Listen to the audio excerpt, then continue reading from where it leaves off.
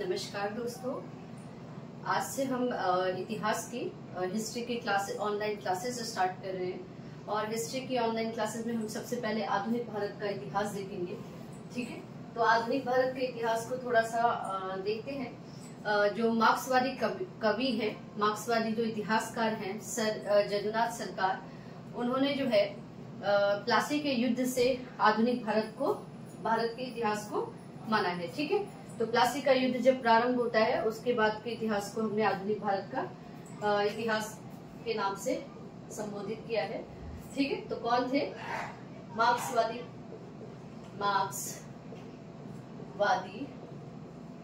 इतिहासकार मार्क्सवादी इतिहासकार कौन थे? सर जदुनाथ सरकार। ठीक है, कौन थे? जदुनाथ सरकार। इन्होंने 1757 के प्लासी के युद्ध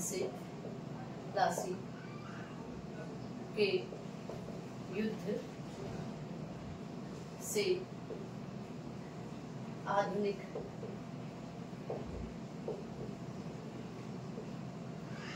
भारत के इतिहास को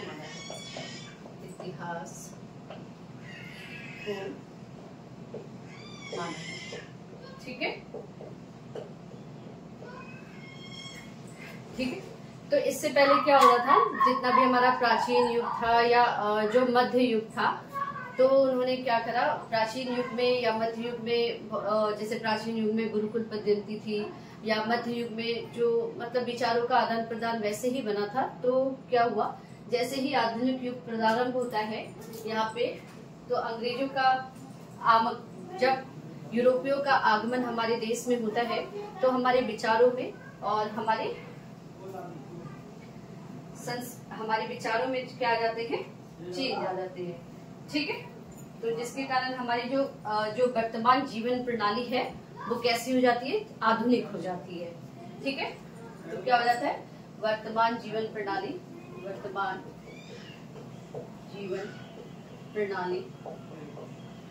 आधुनिक। ठीक है, कैसी हो जाती है? आधुनिक। ठीक है, इसके बाद थोड़ा सा हम देखते हैं यूरोपियों का भारत में आगमन। यूरोपियों का भारत में आगमन।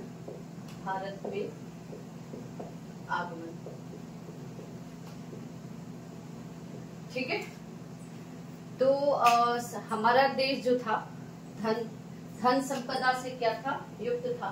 यहाँ पे हमारा देश जो है, भारत जो है, बहुत धनवान था। हर प्रकार की यहाँ पे संपदा जो थी, धन संपदा जो थी, वो प्रेजेंट थी। तो इसको देखते हुए यूरोपियों का जो है यहाँ के प्रति व्यापार का जो है ध्यान आकर्षित हुआ। और एक पुर्तगाली थे,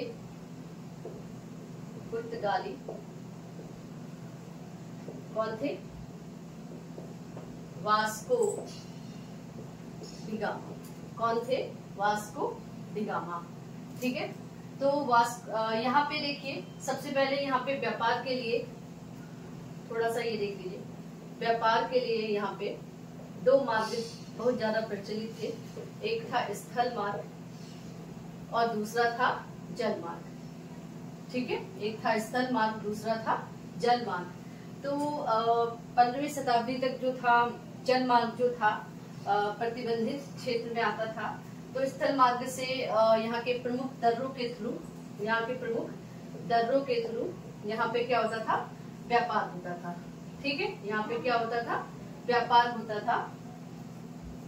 तो एक पुर्तगाली थे, वास्को डिगामा, उस समय जो है जल मार्ग से, ठीक है, तो उस समय जल मार्ग से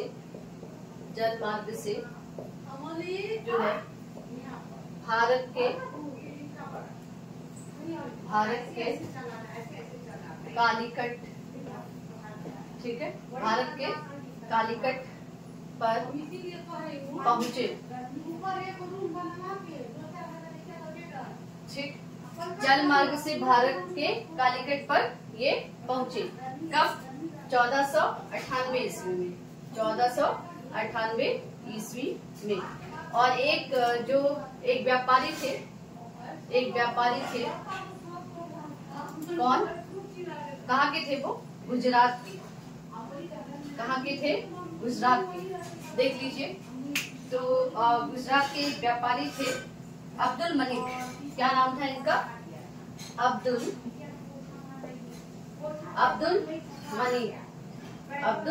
मलिक। ठीक है, तो देखिए, पुर्तगाली थे वास्को डी गामा, जो जल मार्ग से भारत के कालीकट पे पहुंचे 1498 ईस्वी में। कब पहुंचे थे ये? 1498 ईस्वी में। और किसकी मदद से पहुंचे थे? तो एक गुजरात का व्यापारी था अब्दुल मलिक। ठीक है, अब्दुल मलिक के मार्गदर्शन में। ठीक है, अब्दुल मलिक के मार्गदर्शन में वास्को डी गामा जो है वो कहाँ पहुंचा? भारत के कालीकट पर पहुंचा। ठीक है, 15। और यहाँ से, ठीक है, अब यहाँ पे जो है काली मिर्ची बहुत ज्यादा क्या थी? फेमस थी। यहाँ पे क्या थी? काली मिर्च और गरम मसाला।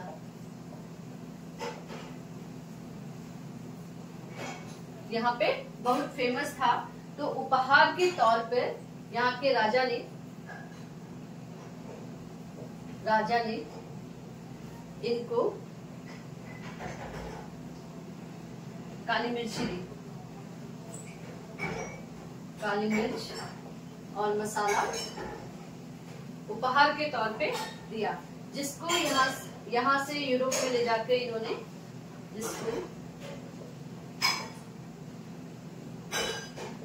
यहाँ से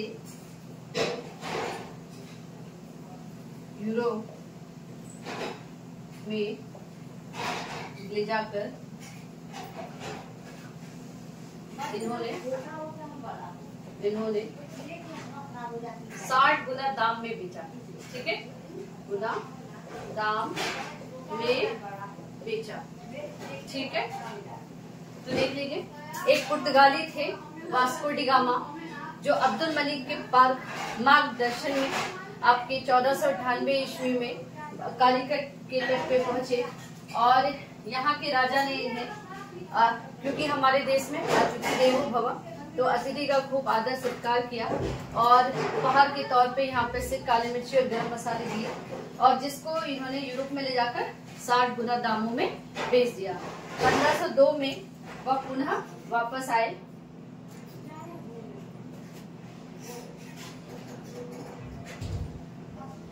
देखिए, 1502 ईस्वी में वास्को डी गामा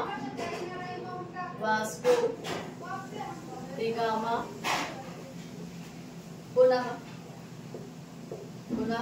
भारत आए। ठीक है, तो पुनः भारत वास्को डी गामा आए। इसके बाद 1502 ईस्वी में वास्को डी गामा जो है पुनः भारत आया।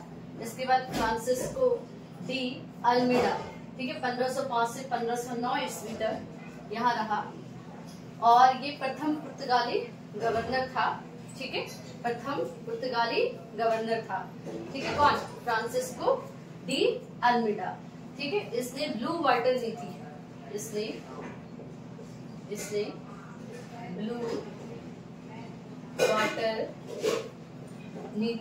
इसने ब्लू वाटर नीति या शांत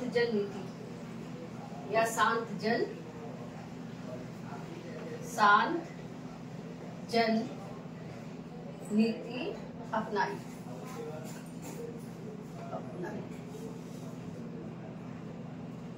ठीक है, उसके बाद आता है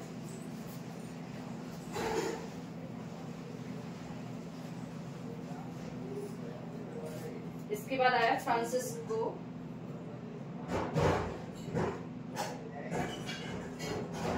अल्फास अल्फासो डी अल्बुकर्क, अल्फासो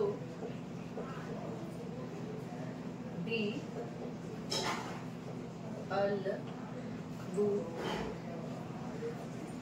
अल्बुकर्क, ठीक है, अल्बुकर्क।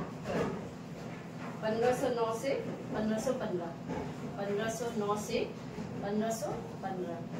ये जो था ये पुर्तगाली साम्राज्य का वास्तविक संस्थापक बन के आया, ठीक है।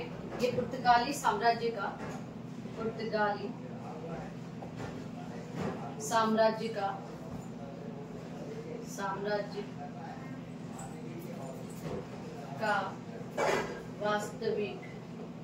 वास्तविक संस्थापक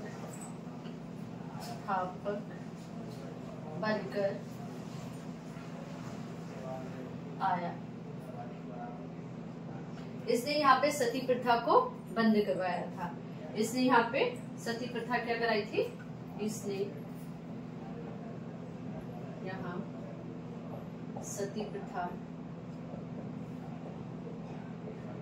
बंद करवाई थी, बंद करवाई।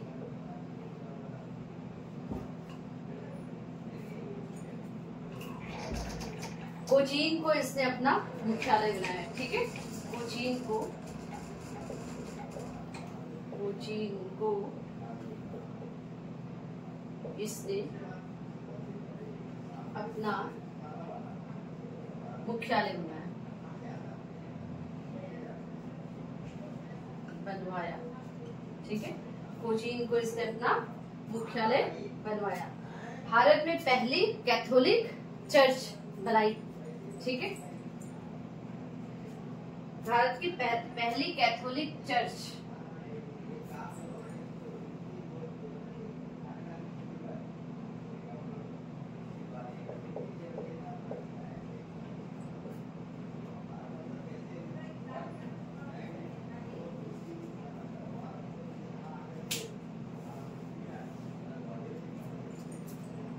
ठीक है। तो कोची को इसने अपना मुख्यालय बनाया,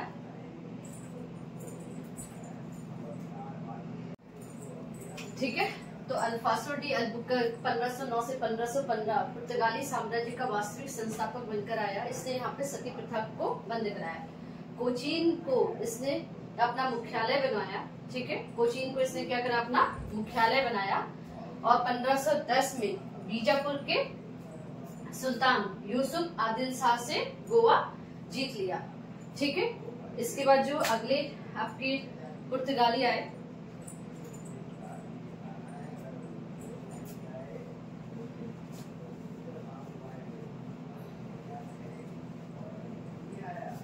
ठीक है। तो अगले पुर्तगाली जो थे वो थे Nuno da Cunha, Nuno D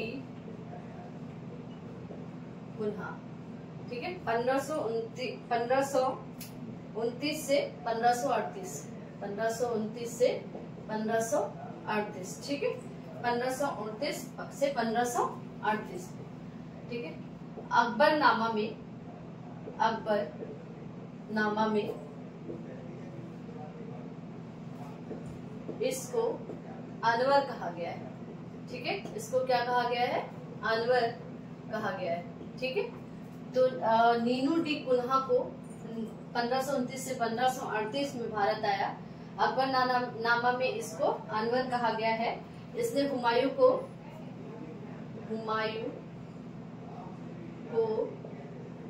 फोड़ों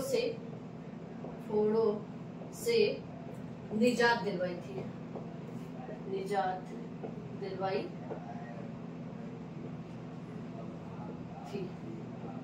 ठीक है। तो आज के लिए इतना ही, और नेक्स्ट क्लास में इसके आगे को वीडियो को लाएंगे।